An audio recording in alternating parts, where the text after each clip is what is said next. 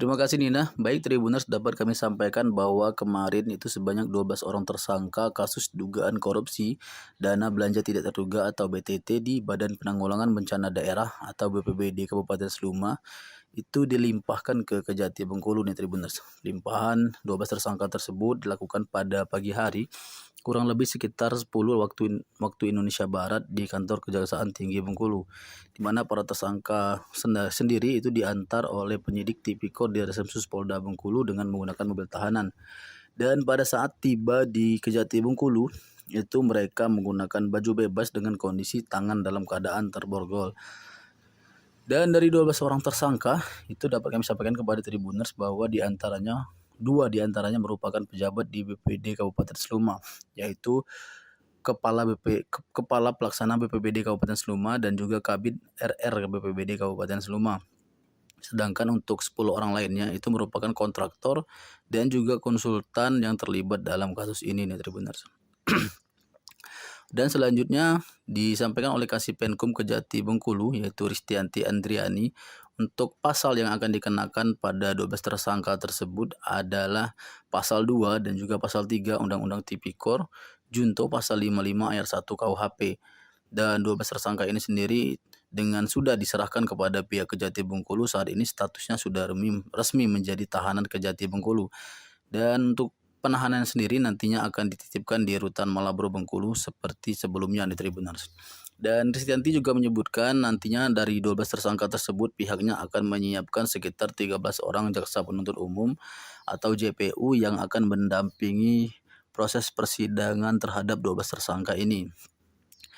Dan dapat kami sampaikan kepada Tribuners bahwa untuk diketahui sebelumnya itu mereka ini terlibat dalam anggaran yang dikelola oleh BPBD Kabupaten Seluma sebesar 3,8 miliar yaitu untuk mengerjakan 8 kegiatan proyek pembangunan juga 4 proyek pengawasan nih Tribuners. Sementara kerugian negara dalam kasus yang mereka lakukan ini yaitu pada anggaran tanggap darurat yang ada di BPD Kabupaten Seluma mencapai kurang lebih sekitar 1,5 miliar, di mana penghitungan kerugian negara tersebut itu sudah dilakukan oleh Badan Pengawasan Keuangan dan Pembangunan BPKP Bengkulu.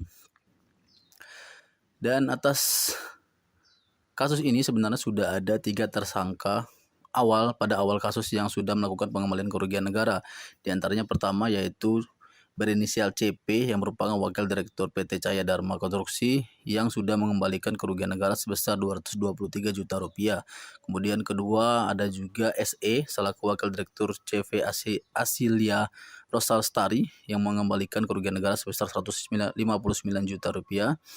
Kemudian disusul lagi oleh AL selaku Wakil Direktur CP Seluma Jaya yang mengembalikan kerugian negara sebesar 78 juta. Dan setelah 3 orang tersebut disusul lagi oleh 2 orang selanjutnya yaitu NH yang merupakan Direktur CV Atabuana Konsultan yang mengembalikan kerugian negara sebesar 138 juta. Dan juga terakhir ada tersangka SP yaitu selaku Wakil Direktur CV Devira yang sudah melakukan pengembalian kerugian negara sebesar 50 juta rupiah nih Tribuners. Mungkin itu dulu yang dapat kami sampaikan terkait dengan kasus 12 tersangka dugaan korupsi BTT Seluma yang saat ini sudah dilimpahkan ke Kejati Bengkulu dan hanya tinggal menunggu proses sebelum dilakukan sidang atas 12 tersangka tersebut nih Tribuners. Baik Tribuners, mungkin demikian dulu yang dapat kami sampaikan. Kembali ke Nina di studio. Assalamualaikum warahmatullahi wabarakatuh. Terima kasih rekan-rekan media. Benar, pada hari ini Selasa 16 Januari 2024 pada pukul 10.45 kita menerima pelimpahan tahap 2 tersangka dan barang bukti dari unit penyidikan Tipikor Polda Bengkulu, di mana pada hari ini diserahkan tersangka sebanyak 12 orang, yakni dengan inisial SN, yang kedua EM, yang ketiga SF, yang keempat PA, yang kelima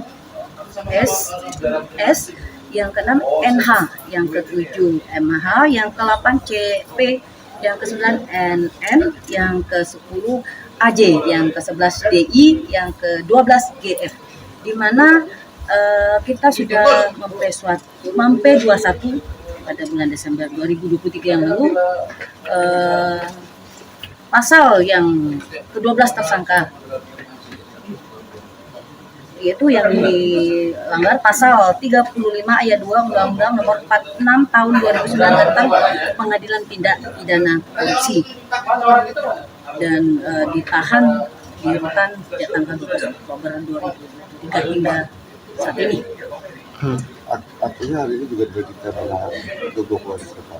20 ke depan dilanjutkan penahanannya oleh tim jaksa penuntut umum sebanyak 13 orang yang sudah dipersiapkan dengan masing-masing tersangka, di mana jaksanya pertama dipimpin oleh Pak Li, Pak Waneri, Pak Rozano, Muhammad Syafi'i, Dev Malsari, Rini, Heru Subberti, Saiful, Novita, Ahlal, Alman, Ufron, dan Nur Dianti. 13 orang itu nanti akan menyidangkan ke-12 tersangka tersebut.